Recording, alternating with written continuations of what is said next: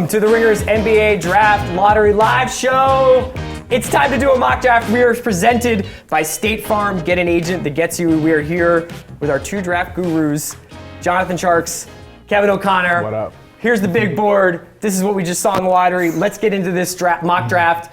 Tjarks, you get the honors. Number one pick, Phoenix Suns. Who are they going for? I think the hiring of the coach pretty much said it all. They'll take Luka, his whole European coach. Bong. That's going to be a fun team, man. Okay, I'm so excited. that means Josh Jackson. That means Devin Booker. And what does Luka bring to the team? I just think him and Booker together, on the ball, off the ball, that could be a great 1-2 combination for a long time. Lot of guys who can handle the ball, a lot of guys who can pass. Really a perfect modern offense. You like it. You guys are both in. Yeah. So Kevin, Sacramento Kings, they jumped up into this top three. Who do you think they're going to take at number two? It's the other guy Phoenix should think about at one, DeAndre Ayton. DeAndre Ayton, I think for Sacramento, you're building more positive chemistry there with a guy like De'Aaron Fox as your young leader. I think DeAndre Ayton can come in and be a perfect complement to Fox with his shooting and hopefully, potentially, his defense as that develops. Okay, Devil's Advocate says they got a lot of big men in Sacramento. Sure. Is there anything creative that they could do here, either with a pick, or is that a number two pick that they might think about trading? Well, how many of those big men are going to stick? How many of those guys are going to influence who you're drafting? I don't think so. I think Ayton and Doncic, in my opinion, are in their own tier above everybody else in this year's draft. Gotcha. Okay, so number three? This really pains me. I want him on the Mavs. I'll put Jaren Jackson here. Okay. Jaren Jackson. I love Jaren Jackson. He's a great player. I wish he was in Dallas. New coach in Atlanta. They've got Lloyd Price down there. What does Jaren Jackson bring to the team? And I think the nice thing about Jaren Kind of Jackson, like a Horford replacement. well, you right? draft him and then he'll fit with anybody because you'll be alive for 3 or 4 more years after drafting Jaren Jackson. So he's a good foundational piece. Right now they have Taurean Prince, John Collins, Jaren Jackson. I think is a good front court of the future. John Collins, famously Tate Frazier's number 3 pick last year. Ahead of Jason Tatum. Who do you think for Memphis? I'm doing this for you, Chris Vernon. Mo Bamba! Not Marvin Bagley. Bamba, look, man, Bagley's a really good player, guy my boy Chris Vernon likes, but Bamba, rim-protecting center who maybe can develop the ability to shoot threes. I think he's somebody that... Okay, Kevin, I'm curious. If they draft Bamba, does that mean Gasol's gone right now? I don't know. Does it not matter? I'm not worried about that. You just don't care? It doesn't make a difference. If you can work Bamba in off the bench his first couple seasons, that could be a benefit for him when he doesn't need to be thrown out there right away. Dallas Mavericks. I think Bagley's the most talented player, but I feel like Carlisle will hate him. I'll say the Mavs roll a dice, take Michael Porter. Michael Porter. Because I was going to ask if they maybe get a little Trae Young, maybe have another point guard. Well, they already got Dennis there. They don't want two undersized guards. Okay, so Michael Porter, gamey back, but a lot of upside. Kevin, who do you see for the Orlando Magic then? You know, everybody wants Trae Young here. Everybody wants a point guard. I think it's Marvin Bagley. I think you're going with a guy who, I don't love Bagley's game, but his two-way upside potentially is significant. He can shoot threes, he can handle. If you're Orlando, you're taking a little bit of a swing here, but if he works out with Jonathan Isaac and Aaron Gordon, that's So you think they'll bring Gordon back? Yeah, super switchy, versatile team. Chicago Bulls.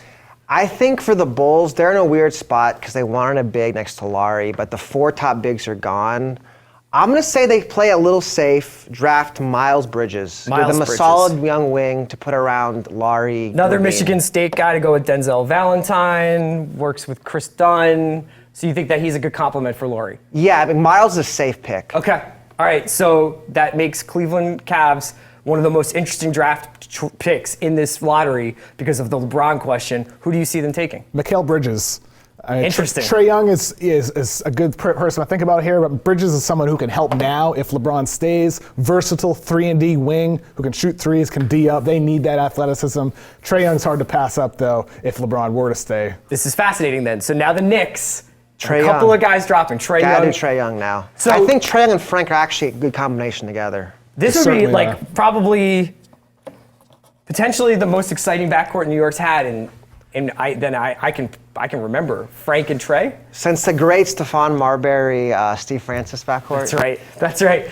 Kevin, who do you have going to the Sixers? This is a pure best player available pick. Wendell Carter, big man for Duke. Kevin, this is Kevin's guy. This is Kevin's guy. I love Carter. I think he's like a Al Horford light type of guy. We talked earlier in the show how the Sixers need someone like that. I think Carter's someone who can be that third big in the rotation for the Sixers. And his Embiid insurance as well. Is there anybody who's like the playmaking scorer who they needed against the Celtics that that they would be passing on here? Is there anybody I should be upset Collin about? Sexton, Okay. perhaps, but with Sexton, you're worried about maybe how his jumper fits in with everybody else too. Who do you have going to the Hornets? Oh my gosh, Charlotte. I'll say this, they'll flip it around. I'll say they trade Kemba and they draft Collin Sexton because Kemba's out of there. Okay, Collin Sexton from Alabama going to Charlotte because Kemba's out of there. That'll be another interesting storyline to follow over the summer is what happens with Kemba. And now a rare occurrence, I'm gonna let each of you guys take one of these.